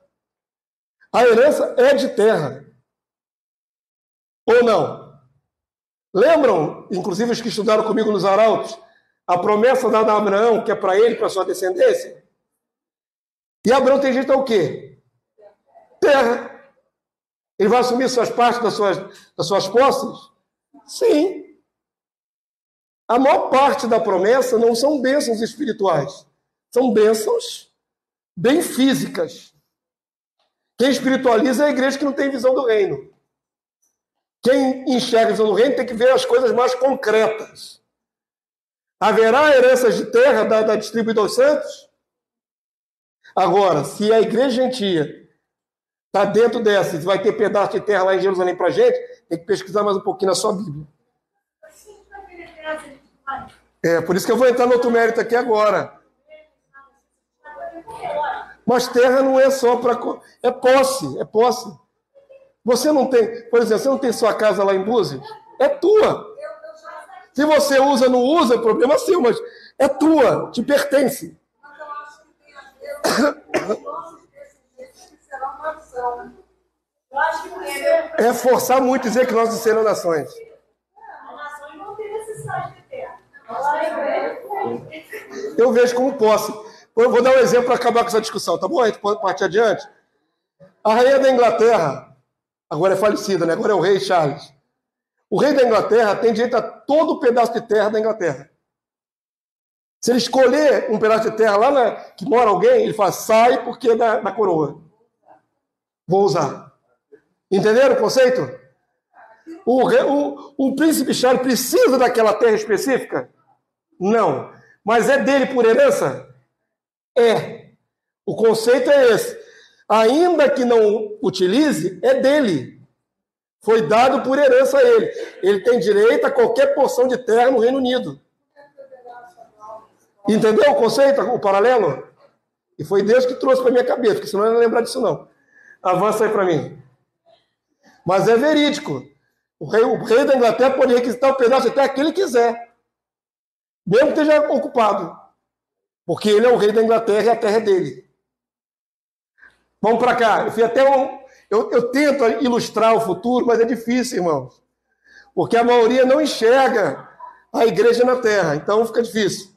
Peguei esses dois aqui, com roupas vestes de luz aqui, para ser os santos glorificados. E a galerinha aqui que não está glorificada é o povo. Tá bom? Só para fazer o contrário. Tentei fazer uma fusão das imagens, mas só para você entender. Lá de cá, santo glorificado. Lá de cá, povo, criação, nações, normais. Vai andar tudo junto na terra. A jurisdição de cada santo glorificado no futuro reino será definido aonde? Na proporção do seu galardão. Outro conceito que a igreja não entende. O que é galardão? Galardão é o quê? Galardão é direito de reinar. É dignidade real maior ou menor. Da onde tiramos esse conceito, pastor? Das parábolas de Jesus, sobre as minas, sobre as dracmas, sobre os talentos. Aquele que é fiel em certa proporção recebe como recompensa o número daquilo que fez de proporção em direito de governo sobre cidades. É esse o paralelo que é feito naquelas parábolas. Em Lucas 19:16, vamos ler aqui comigo, só esse trechinho. Compareceu o primeiro e disse: Senhor, a tua mina, o teu dinheiro, rendeu 10. Respondeu-lhe o Senhor: muito bem, servo bom, porque foste fiel no pouco, terás autoridade sobre 10 cidades. Está aí dada a dica de como é que vai ser distribuída a honra no futuro reino. É lógico que ali está falando de dinheiro literal dentro da parábola, mas aponta para uma realidade futura. Compreenderam? O que Deus te deu para fazer nessa terra, o que o Senhor Jesus te comissionou para fazer, dependendo do quanto você desenvolver a sua obra, isso será contado a teu favor no tribunal de Cristo, quando Jesus voltar do céu, e vai te dar na proporção do que você fez, das suas obras, o seu galardão. Apocalipse fala sobre isso, né? Que ele virá e dará a cada um, trará o galardão respectivo, conforme as suas obras. Eu estou aqui nessa manhã abençoando a vida de vocês. Os meus créditos continuam aumentando no céu. Glória a Deus por isso. Eu sou fominha de crédito. Entendeu? Não é ambição desmedida, mas eu quero meus créditos. Então eu me gasto para que vocês sejam abençoados, alimentados, guiados. Isso traz para mim o quê? Galardão. Conforme eu for crescendo em galardão, será a minha dignidade no futuro reino. Um dia eu ouvirei do meu Senhor, servo bom e fiel. Hoje fiel no pouco. Sabe quando você tinha lá uma igrejinha pequenininha, lá em Jacarepaguá? É o meu pouco aqui. Entra no gozo do seu Senhor. Terás autoridade, aí vai me dizer quantas cidades que eu vou governar. Se é uma cidade só, 2, 3, 10. Está aparecendo mais ter relação com autoridade do que com terras físicas, né? Mas é sobre cidade, você tira a cidade, acabou. Autoridade sem lugar não existe. Estou falando de jurisdição. Até onde o governo do Senhor tem direito. Estamos falando de direito, voltando para o rei Charles. O rei Charles tem jurisdição aonde? Toda a terra do Reino Unido. Aqui está falando de direito sobre cidades. Não é sobre seres humanos somente. Entendemos que são sobre seres humanos. Mas está falando de cidade, de distribuição. É só você fazer um paralelo. Não é difícil de compreender. Quando Israel entrou na Terra Santa, o que Josué fez? Peraí. Expulsou os povos. Quando ele entrou definitivamente, acabou as guerras, o que Josué fez? Ele dividiu as herdades, as heranças. Não foi isso que Josué fez? Distribuiu qual terra seria de cada tribo. Josué é a figura do Cristo. Ele que nos faz entrar no descanso, né? Josué verdadeiramente não colocou o povo no descanso. Mas quem vai nos fazer entrar no descanso do reino milenar é Jesus, o outro Josué. Josué e Jesus é o mesmo nome, praticamente hebraico. O novo Josué, que é Jesus, nos dará a nossa respectiva herança. Ou nossa respectiva parte na herança. Ok? Todo mundo entendeu? Então tem tudo a ver também com terra, além das pessoas. Eu entendo que a gente vai ser estabelecido em uma localidade, né? Porque se você é o regente daquele povo ali daquela cidade, eles têm que saber onde você está referenciado. Então a gente não tem uma localidade para estar. Eu vou falar uma coisa aqui, vai escandalizar um pouco, mas preste atenção, seu pastor tem uma boa intenção, tá? É só uma ilustração. Vamos ver. A outra que já me julgou antes de eu falar, está me julgando. Vamos ver. Mantenha seu coração aberto, mas com o sensor do Espírito. Ouve só o que eu vou falar. A Igreja Católica Romana é uma deturpação do reino. Vocês podem dizer amém a isso? Não é uma deturpação? Eles fizeram uma deturpação.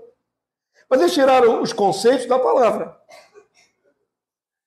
Qual é o conceito que a Igreja criou, a Igreja Católica Romana? De jurisdição de santo sobre os lugares. Ser padroeiro. Não é assim que a Igreja Católica exerce seu domínio?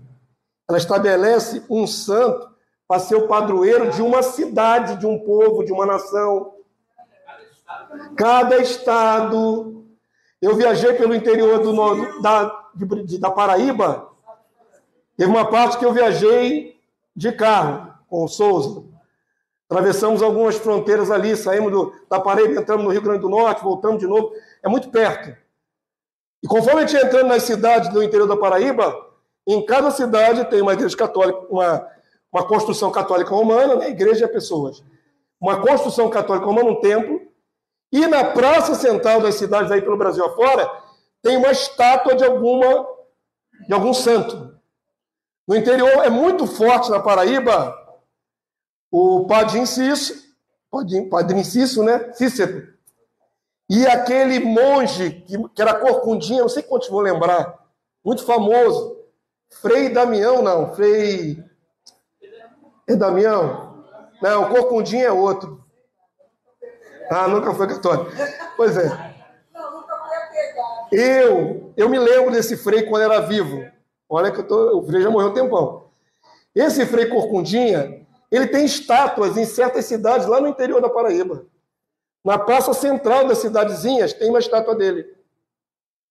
É a maneira que a Igreja Católica tem de colocar um santo sob uma jurisdição, como padroeiro daquele povo. Entenderam?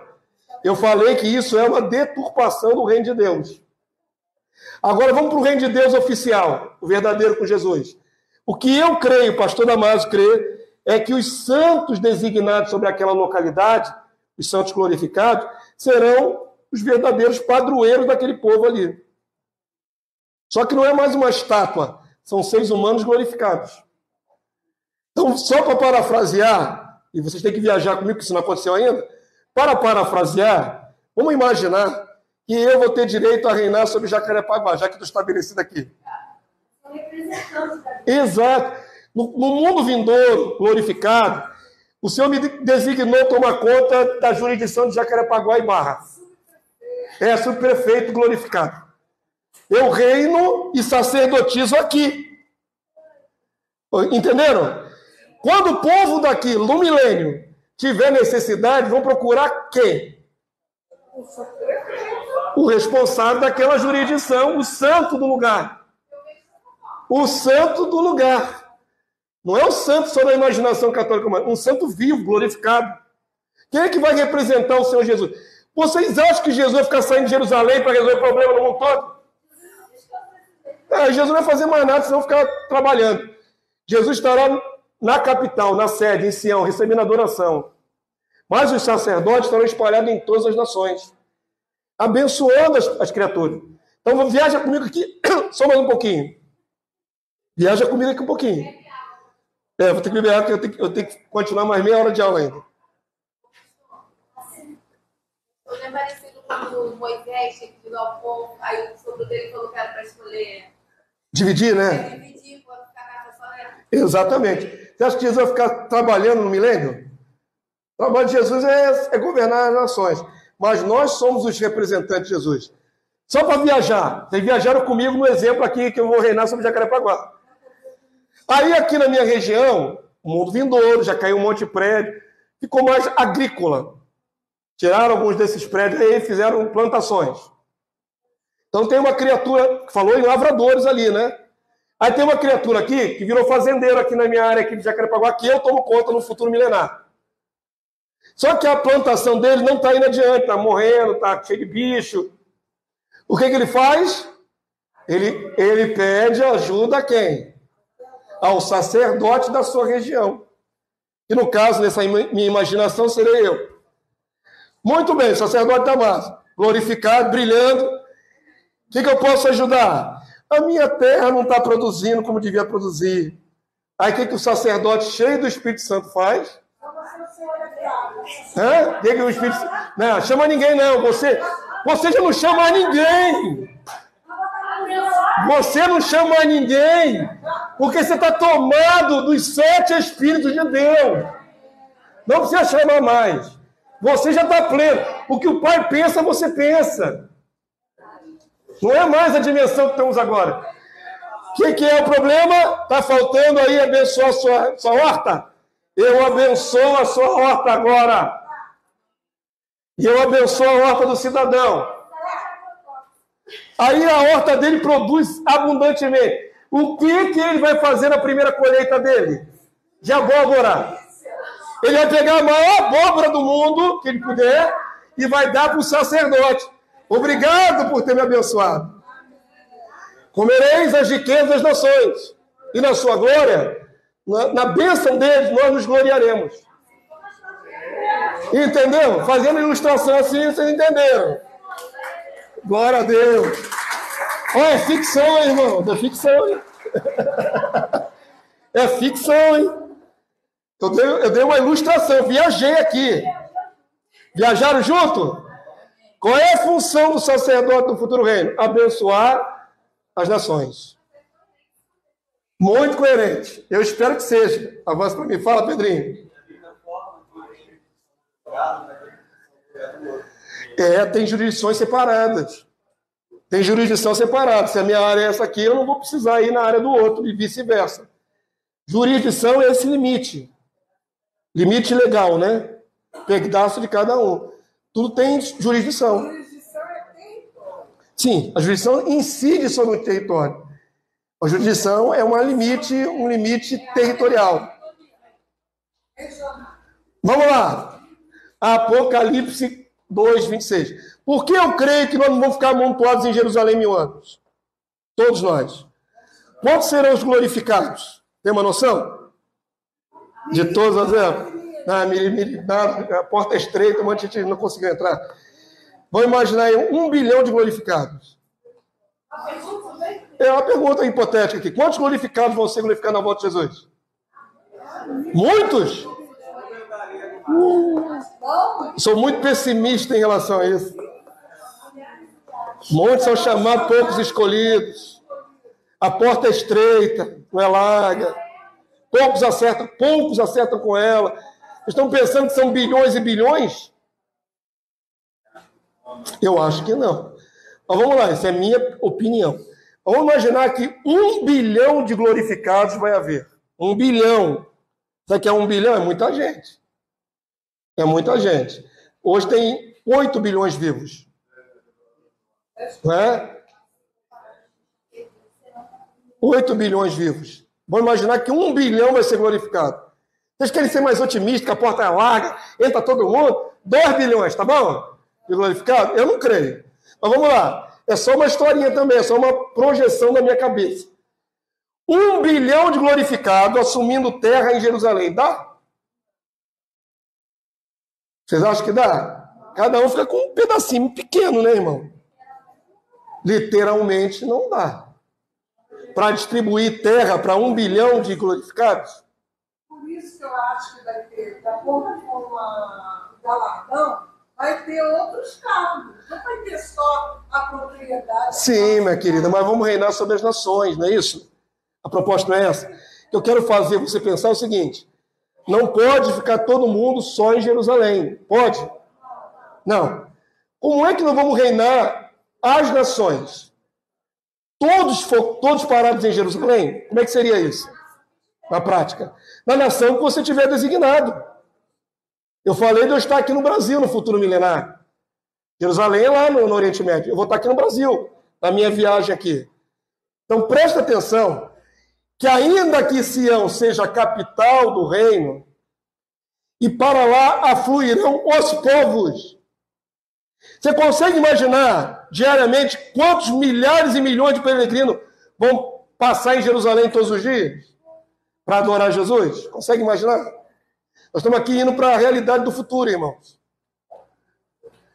Então vamos lá. Eu não acredito que todos os sacerdotes fiquem amontoados lá com essa multidão de criação adorando Jesus. Pela palavra, o que eu consigo inferir é que nós vamos estar abençoando as nações. Então, ainda que Sião seja o centro, as nações estão espalhadas pelos 4 cantos da terra. Correto? Então tem que ter sacerdote em todos os cantos da terra, para serem embaixadores, para serem mediadores para os povos. Como é que ficam os irmãos da Austrália? As criaturas da Austrália lá na Oceania. Tem que ter sacerdote lá. Correto? Como é que ficam os da África?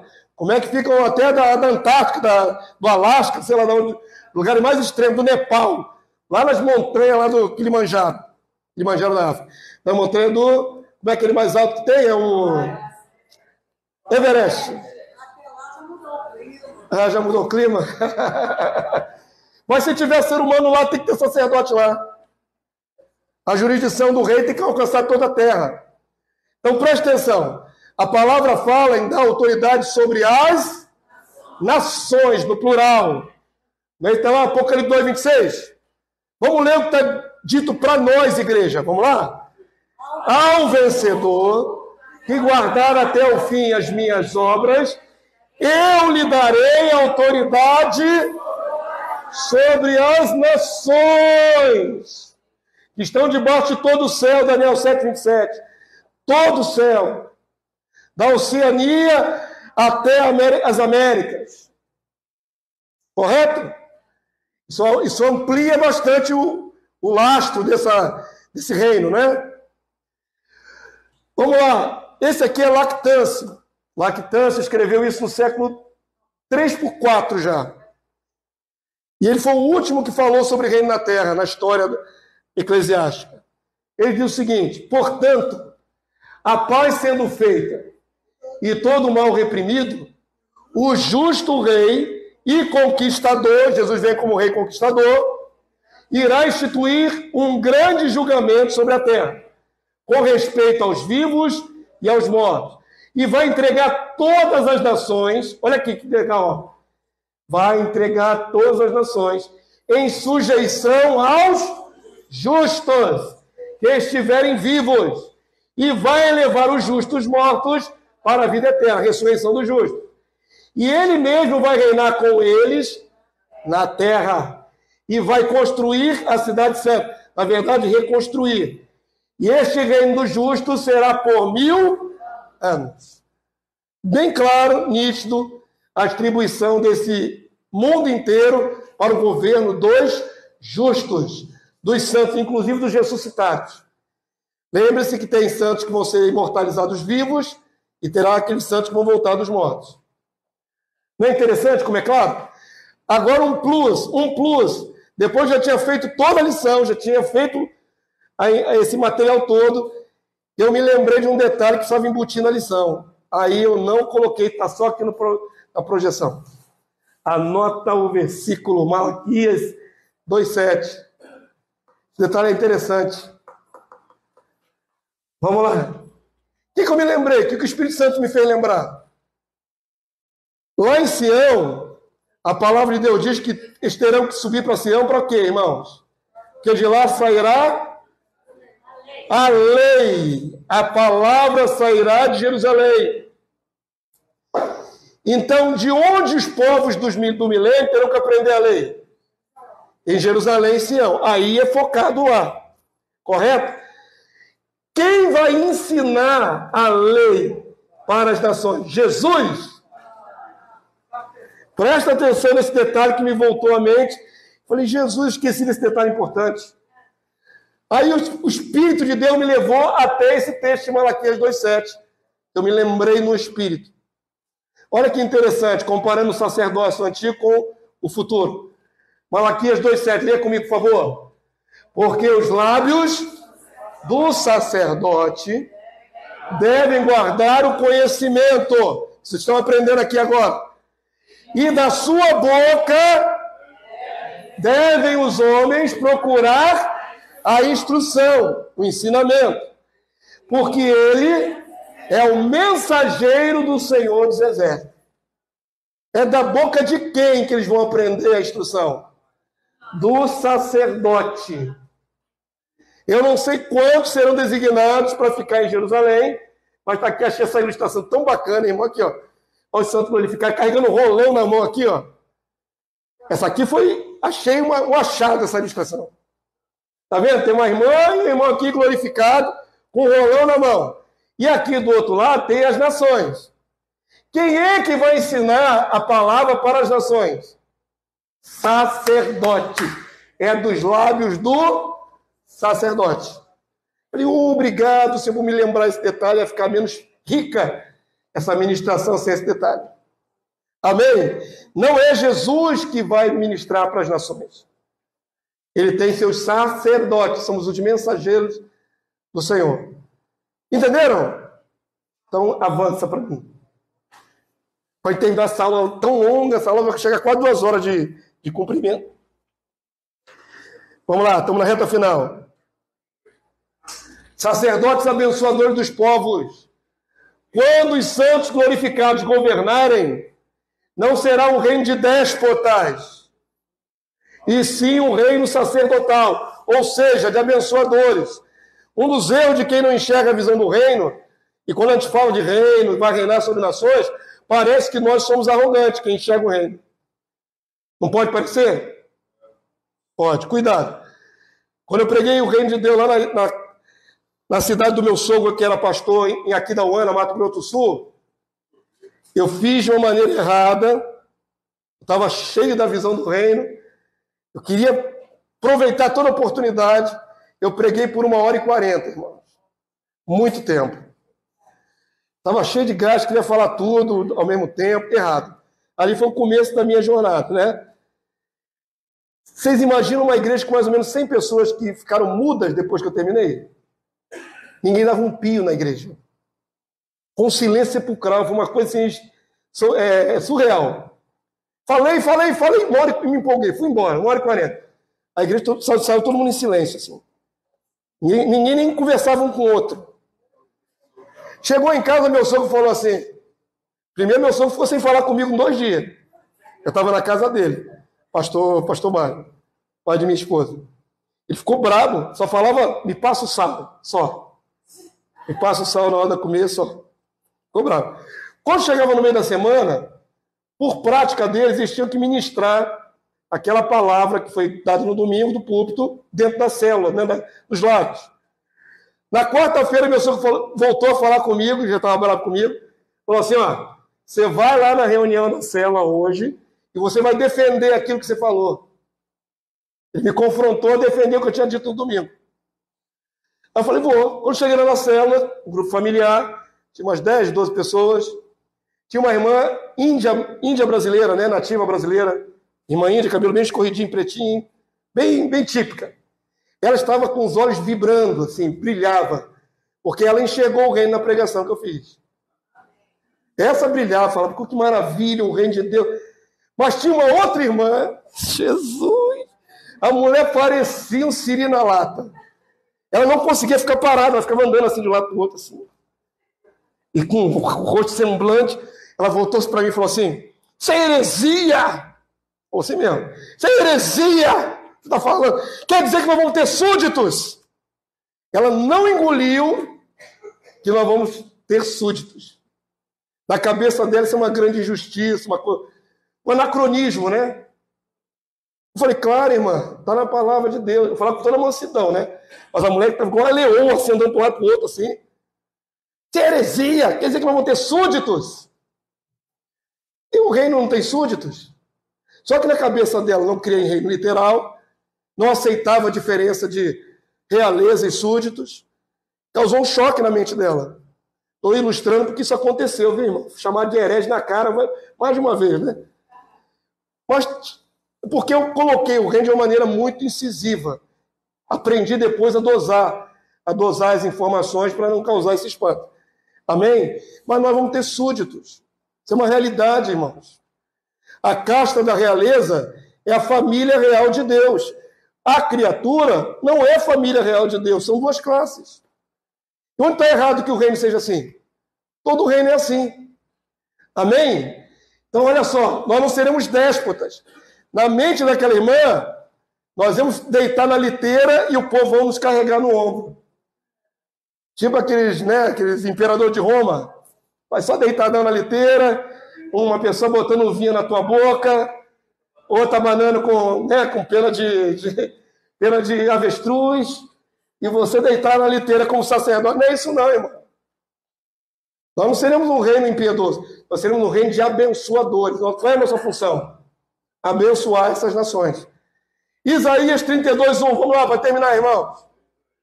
Eis aí está, reinará um rei com justiça. Quem é?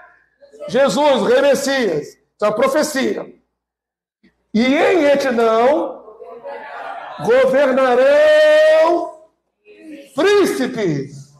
Tem o rei e tem os príncipes e princesas que co-governam, corregem com Jesus.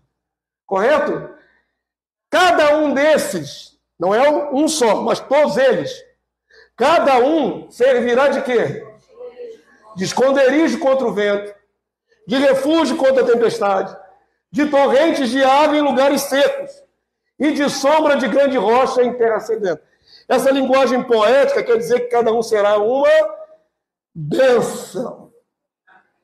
A nação que estiver sequiosa vai ser descedentada pelo sacerdote.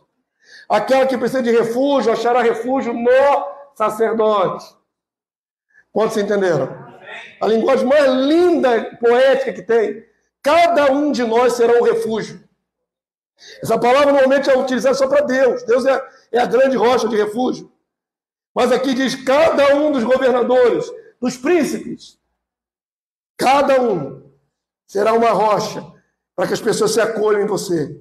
Quantos entenderam essa linguagem linda, poética? Os olhos dos que veem não se ofuscarão, e os ouvidos que ouvem estarão atentos. Eles estão aprendendo. Nós ministrando, eles aprendendo. Avança para mim.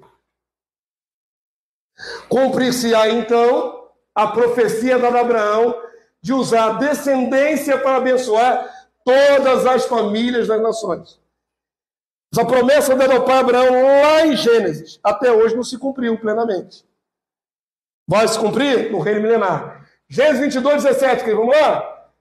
Que deveras te abençoarei, falou para Abraão, certamente multiplicarei a sua descendência como as estrelas dos céus e como a areia da praia do mar. Aqui tem ilustrações aqui que a gente podia desdobrar. A tua descendência possuirá a cidade dos seus inimigos. Verso 18, igreja. Nela, na sua descendência, serão benditas todas as nações da terra, porquanto obedeceste a minha voz.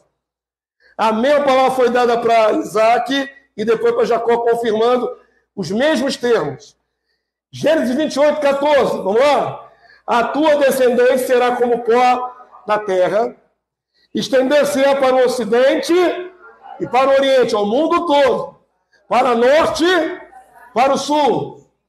Em ti e na tua descendência, os eleitos, serão abençoadas todas as famílias da terra. Isso não é só uma sugestão, isso não é só um ideal profético, isso vai acontecer. Através da semente bendita, devo abençoar todos os povos da terra. E não destruir todos os povos da terra, que é o que a igreja espera hoje. Para terminar, botei essa imagem de novo na abertura, o santo glorificado, até com uma certa auréola de luz ali, e a vovozinha aqui que não é glorificada. E aí, para terminar, 2 Crônicas 30, 27. Paralelo do Antigo Testamento. Não está na sua Bíblia, não, na sua lição, não. Só para a gente terminar. Quando Salomão inaugurou o templo em Jerusalém, teve um momento que os sacerdotes separados para isso estenderam as mãos para aquela multidão em Israel e os abençoou. Entenderam? Só esse paralelo? Isso aí é uma figura. quando nós estivermos na nossa posse do nosso reinado e sacerdócio, nós abençoaremos as nações. Só essa figura para terminar? Segundo Crônicas 30, 27, vamos lá?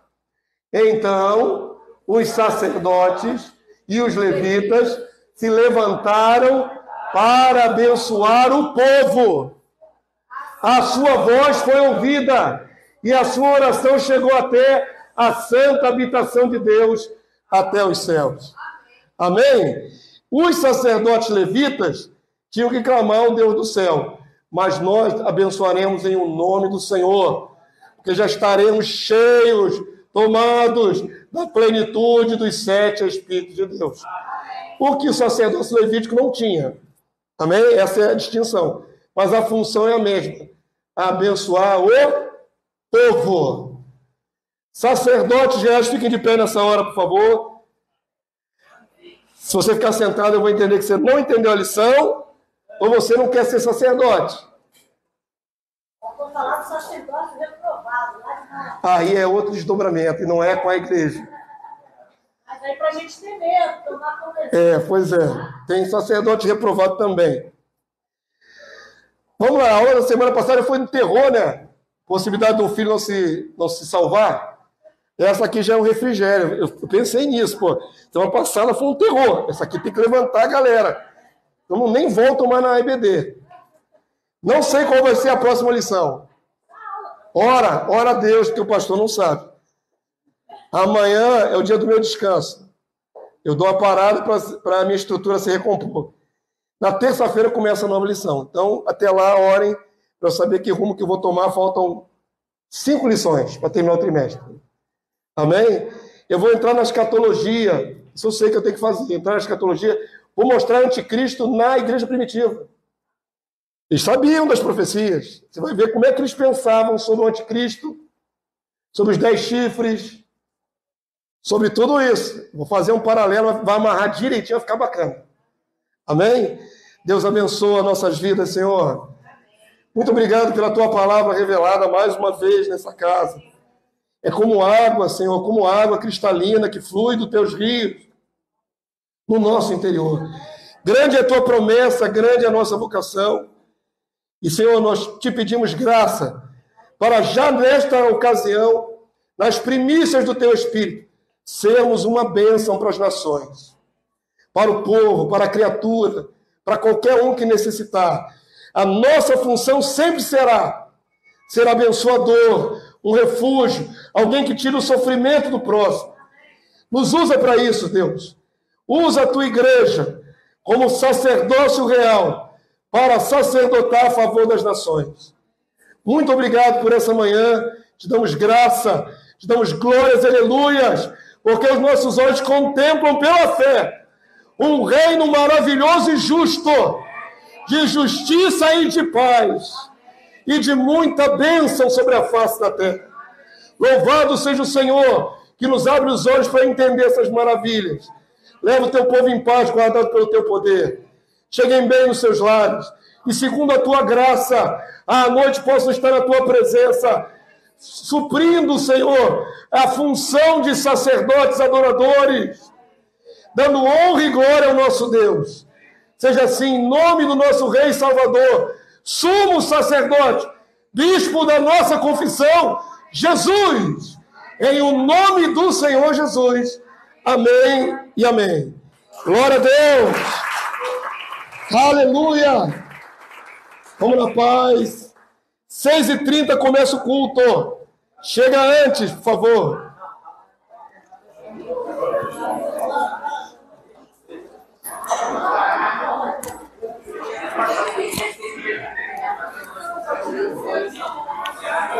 O pessoal gostou, Deus abençoando.